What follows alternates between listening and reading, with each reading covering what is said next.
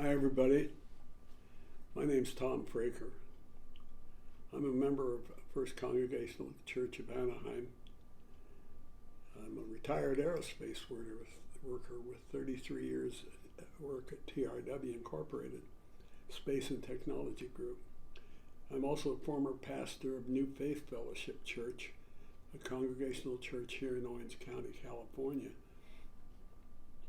It was a church that the people called the bowling church because it was made up mostly of members of a senior bowling league here in Orange. My wife and I watch a lot of NHK TV. It's a TV channel that's located in Japan, broadcast worldwide. The other day we came upon a program featuring wheelchair athletes. This program was pretty much about a young woman that broke her neck. She was a gymnast, and she broke her neck as a young woman and became almost paralyzed all the way down from her waist down. She could have quit, but she didn't. She's taken up the sport of wheelchair rugby, if you can imagine that. I'd never heard of wheelchair rugby. But it's a recognized sport.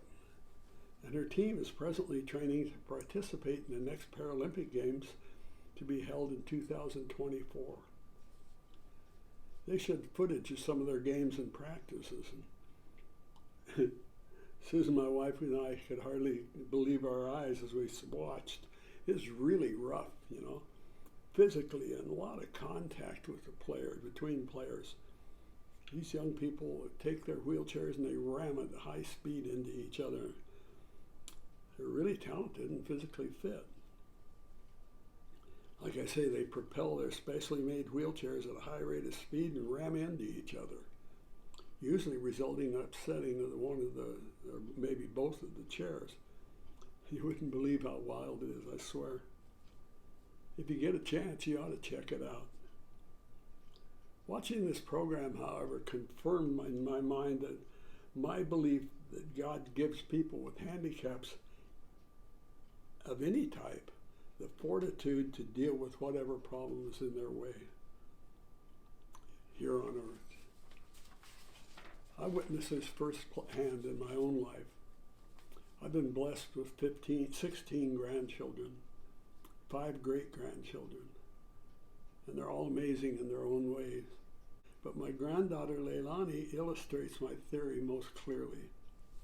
Leilani is a spina bifida baby. She was born with about 4 inches of her spine outside of her body. The nerves beyond that point pretty much are not really developed at all. She's paralyzed.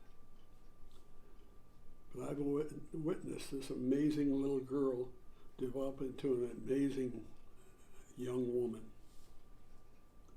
If she were here today, she might be sitting over there in her wheelchair, tipped back on 2 wheels, popping wheelies. She overheard me one day at the bowling alley when I was sharing about her, and I mentioned to my friend that she was handicapped. She promptly corrected me, saying, "I'm not handicapped, Grandpa. I just can't walk." Can you believe that? I stood corrected. She isn't handicapped. She just can't walk. I think we could all use that kind of a positive attitude when we encounter things in our lives. I think our lives would be better if we did. To make the picture easier for you to see of her, she's a small person, a beautiful young woman, but she's very small in stature and full of spunk.